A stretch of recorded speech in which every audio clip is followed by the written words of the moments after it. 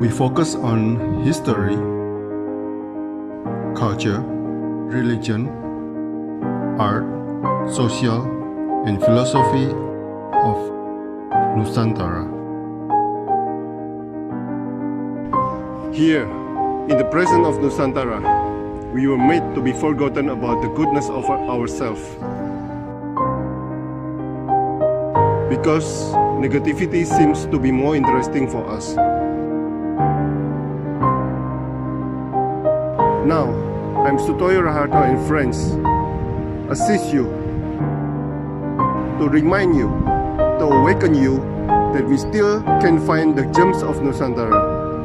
They are the great sights of Nusantara.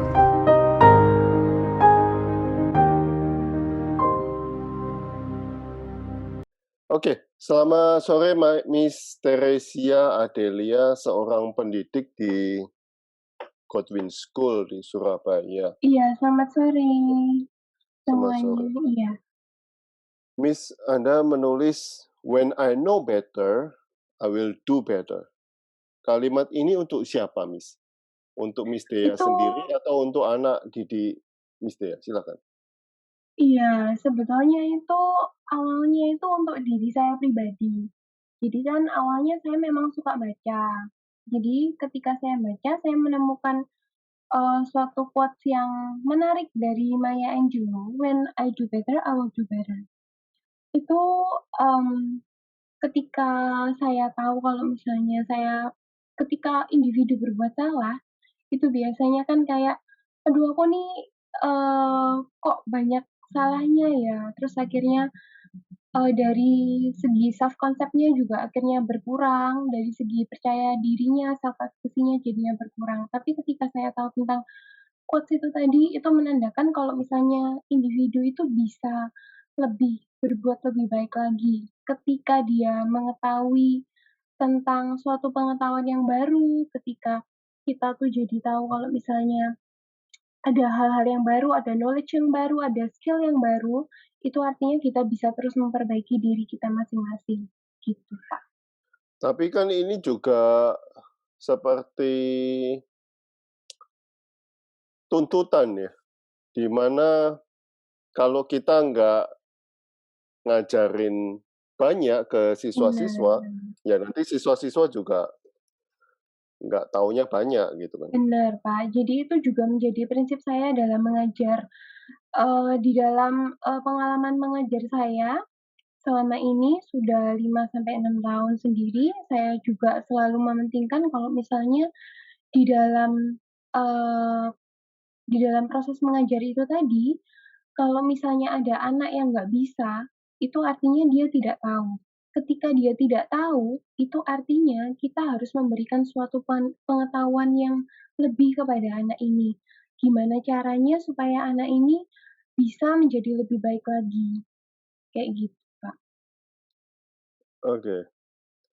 Miss Dea juga menulis, "It is a teacher's duty to give encouragement, lesson, hope, enlightenment, and conscience to their students." Nah, ini banyak sekali, Miss. Nah, bagaimana bisa menyeimbangkan ini semua, Miss? Kita kasih encouragement, lesson, hope, enlightenment, conscience. Bagaimana bisa menyeimbangkan?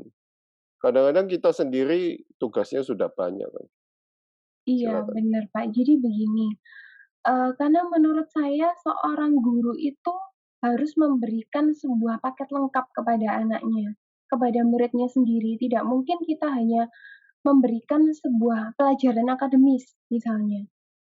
Sedangkan anak ini di dalam kehidupan sosial sendiri kita itu membutuhkan banyak hal, banyak knowledge dan banyak skill, banyak ability juga. Jadi menurut saya itu, eee, seorang guru itu harus memberikan suatu encouragement, suatu harapan juga bahwa ketika mereka melakukan kesalahan, itu tuh tidak apa-apa, it's okay to make a mistake. Tidak apa-apa ketika seorang anak itu gagal. Justru itu yang kita harapkan, karena dari suatu kegagalan sendiri, itu kita bisa belajar banyak hal dari, suatu mistake itu tadi. Dan kita juga harus memberikan suatu, enlightenment, suatu pencerahan. di mana ketika anak gagal, ketika anak itu tidak bisa melakukan sesuatu hal, itu kita harus menuntun anak ini, bukan memberikan suatu, mmm, suatu Punishment. bukan suatu punishment dan bukan suatu pelajaran yang diberikan, tetapi kita juga bisa memberikan bahwa, suatu bimbingan maksud saya tadi. Jadi bukan berarti bahwa ketika anak diberikan sesuatu hal yang suatu hal kesalahan, kita bukan, "Ini loh yang bener nih kayak gini," bukan kayak gitu maksud saya. Tetapi suatu bimbingan di mana anak ini akhirnya bisa berpikir, "Oh, guru kok memberikan suatu hal yang kayak gini ya?"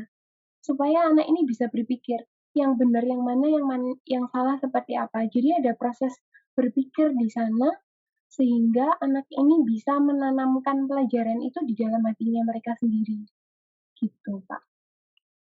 Paling sulit ngajar SD atau TK, Miss? Paling sulit sih menurut saya ngajar TK ya. Karena kalau di TK itu anaknya kecil ya, untuk vocab sendiri, baik bahasa Indonesia, bahasa Inggris itu juga mereka lebih sedikit dan, karena ini adalah usia golden age, di mana mereka itu membutuhkan, banyak stimulasi. Kalau misalnya SD kan memang sudah jadi ya, the whole package-nya udah jadi. Jadi anak-anak itu udah bisa mulai untuk, baca udah bisa, nulis juga udah bisa. Sedangkan kalau misalnya dari preschool, dari kindergarten sendiri, kita harus mengajari mereka untuk tahu yang mana yang benar, tahu mana yang salah, mau, eee, menyapa orang, greetings yang baik itu seperti apa cara-caranya, life skill-nya juga kita ajarkan, kayak gitu, Kak. Sebelum menyelesaikan gelar S2 Psikologi, Miss Dea sudah bekerja sebagai pendidik. Seberapa besar perbedaan praktek mengenal psikologi siswa sebelum dan sesudah mengenyam pendidikan psikologi S2, Miss? Iya, sebetulnya itu banyak banget sih bedanya, karena awalnya kan saya kan S1-nya juga dari psikologi. Dan terus, saya kerja dulu, habis itu, sekitar 3 sampai 4 tahun baru habis itu saya lanjut S2. Besar banget sih, perbedaannya, karena ketika S1 dan habis itu mengajar, saya tidak mendalami, ilmu psikologinya terlalu dalam. Jadi saya seringkali lupa sebagai pendidik, sebagai guru, sebagai edukator kalau misalnya anak ini butuh untuk dibimbing, butuh banyak bimbingan, butuh banyak stimulasi, butuh banyak, bantuan dari sekelilingnya. Jadi, sejujurnya pada waktu S1 itu, saya memberikan banyak tuntutan kepada anak, tapi ketika setelah di S2, saya baru sadar kalau misalnya, oh ya memang kalau misalnya, anak itu memiliki tugas perkembangannya sendiri-sendiri di tiap tahunnya. Jadi ketika setelah S2 itu memang, saya sendiri lebih banyak menyadari kalau anak kecil itu terutama membutuhkan banyak bimbingan, banyak kasih sayang yang diperlukan dari guru terutama, kayak gitu, Kak. Banyak perubahan, Miss, dalam diri Anda. Banyak sih, Kak, banyak Banyak. perubahan sih. Dari, sikap mengajar saya, terus habis itu, dari pengetahuan saya, dari skill saya juga, karena di S2 itu memang juga benar-benar dilatih bagi kita untuk bisa empatinya kan juga lebih ditingkatkan lagi, untuk paham kenapa anak umur 2 tahun ketika datang ke sekolah menangis. Kenapa kok, anak TK yang kemarin, eee, sudah baik-baik aja nih ketika sekolah, besoknya datang ke sekolah nangis, terus habis itu nggak mau turun dari mobil, akhirnya gurunya kita harus menjemput, berjuang berjuang untuk membuat anak ini nyaman lagi di sekolah, lingkungan sekolah, kayak gitu. Miss Miss Dea mengalami pendidikan tahun 90-an. tahun 2000-an dan zaman now ini. Iya. Apa tantangan kita sebagai pendidik 10-20 tahun lagi? Dan bagaimana kita sebagai pendidik menyiasati itu, Miss? I Bakal bakal berubah nggak anaknya, ritmenya, atau sama-sama saja? Kalau dari 90, terus 2000-an sampai sekarang itu memang banyak sekali perubahan ya, Pak, dari segi anaknya. Kalau dulu itu, saya sendiri termasuk teman-teman saya itu tergolong kurang kritis di dalam berpikir. Tapi ketika kita masuk di masa-masa sekarang ini, anak-anak itu justru lebih banyak bertanya. Mereka lebih banyak, kritis di dalam menanggapi situasi di lingkungan. Misalnya sih kalau misalnya, ada di sekolah itu pasti tanya, "Kenapa Miss kok gini? Kenapa ya kok teman saya nangis? Kenapa kok kenapa kok teman saya itu nggak bisa lepas sepatu sendiri?" Biasanya tuh kayak gitu. Perbedaan-perbedaan semacam itu semuanya tuh dipikirkan di dalam mereka dan mereka berani untuk mengeluarkan hal itu tadi. Sedangkan ketika zaman 90-an, 2000-an itu kita tuh masih yang terpaku di dalam, sistem pendidikan yang lama atau biasanya, kita gunakan sistem yang pedagogi ya Kak dulu, tapi sekarang kan sudah banyak yang, student centered. Jadi dari guru sendiri sudah banyak menggunakan, harus lebih peduli sama, muridnya, sudah harus lebih peka lagi sama kebutuhan muridnya. Terutama sih kalau dalam zaman pandemi sekarang ini itu, tantangan kita yang terbesar itu adalah bisa menyampaikan materi, bisa menyampaikan suatu pengajaran, melalui teknologi. Jadi tantangan utamanya sekarang ini sih, lebih banyak guru itu harus bisa lebih banyak belajar lagi di dalam teknologi, di dalam menyesuaikan kebutuhannya murid-murid, penyampaiannya secara virtual kayak gitu. Karena kita juga nggak tahu apakah pandemi ini bisa, berakhir di dalam beberapa bulan atau di dalam, tahun-tahun yang akan datang, kayak gitu sih, Kak. Oke, tapi di pelajaran psikologi pernah nggak kepikiran atau dapat pelajaran atau dapat pengalaman karena ini kan spesial ini, pandemi ini kan special case untuk kita. Iya, Eee, bener.